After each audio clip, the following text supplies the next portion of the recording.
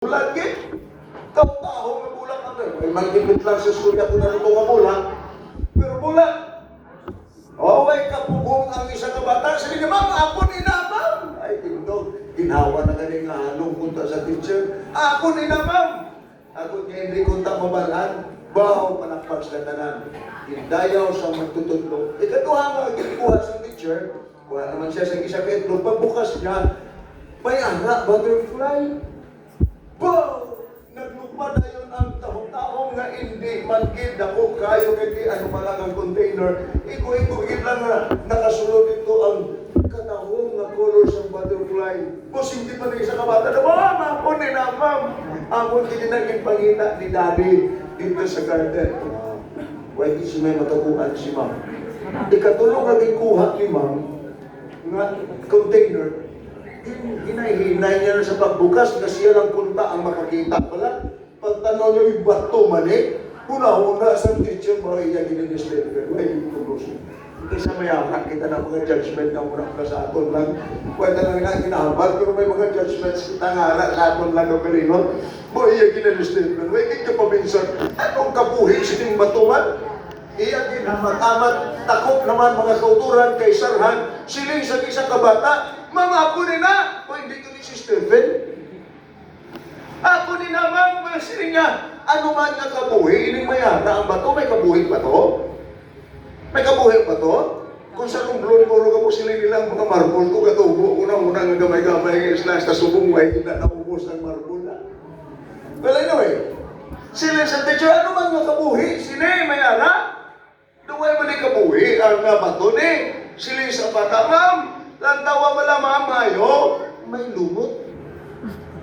Oh, may lumot. That represents life, ma'am. Wow! Sila isang teacher niya, pamisaro sa iya nga kahuyan, na minsan ko siya, isahan man ko, alam mo yung bata.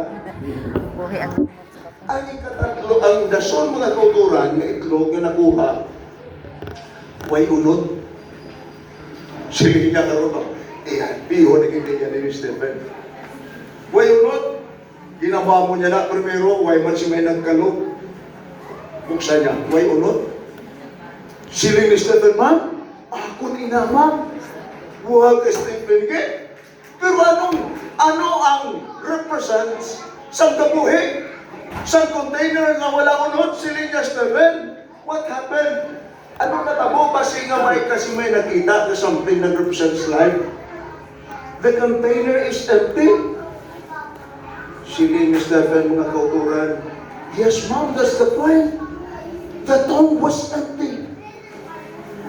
Ang lulubngan, ma'am, tugtog, subong, wayunod. And that represents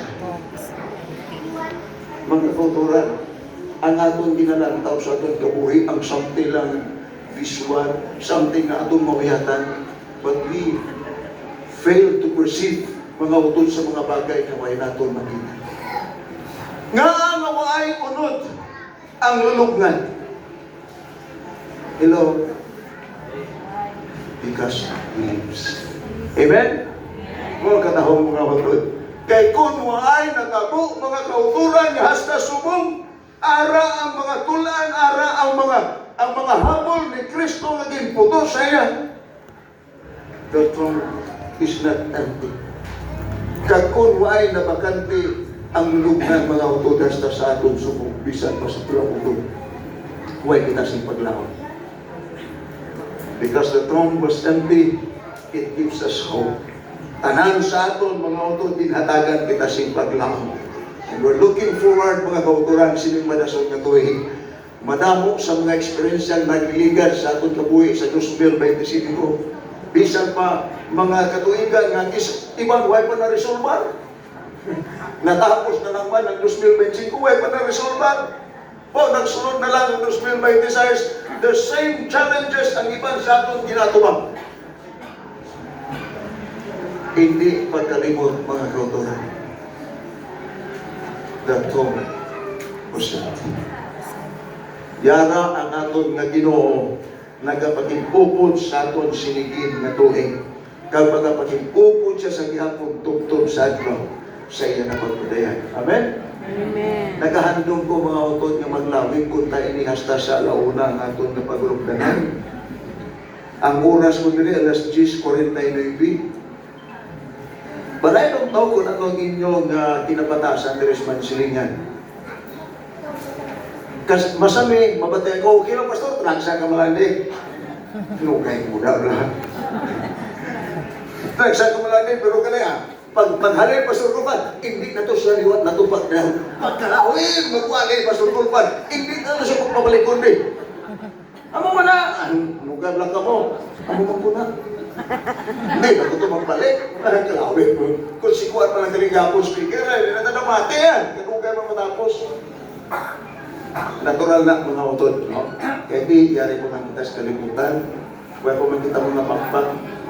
But by the grace of God, mga utod, atong tinguhaon na nato 2026, magkakabuhi kita na may dakok na pagnaw. Amen? Amen. Sige lang. Amat-amaton ta sa pagkaon ng atong mga kaluyahon. Kag magkatubog kita sa pagpangalaga sa atong nga Ginoo.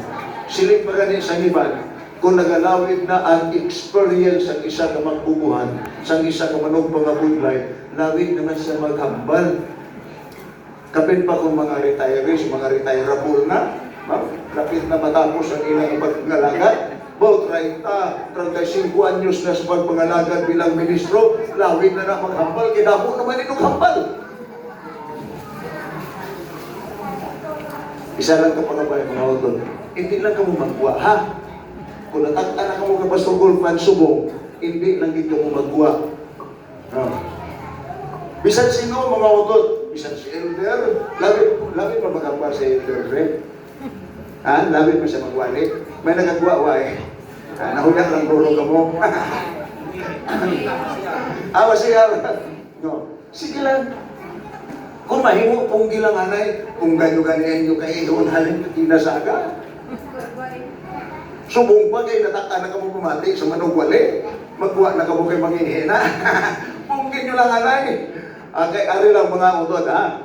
Hindi lang kamo magwa. Tulugin nyo lang si Pastor Gulfan. Tulog lang kamo da. Kaya kung makita ko na ganit, tanan kagalawan eh. Mauntat na kuhambal. Kamu na kamo lang. Okay, ha?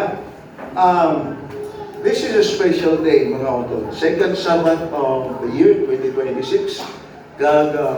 Madamo sa mga kadamuan sa atong mga churches sa Subong, nag-preparar ka isa sina kamudiri, nagalantaw, sunod sa plaster sa atong Elder Brother Infante, nga may ara kita dedication, dedicatory prayer sa aton nga mga church officers kag mga auxiliary departmental leaders sini sa Lado.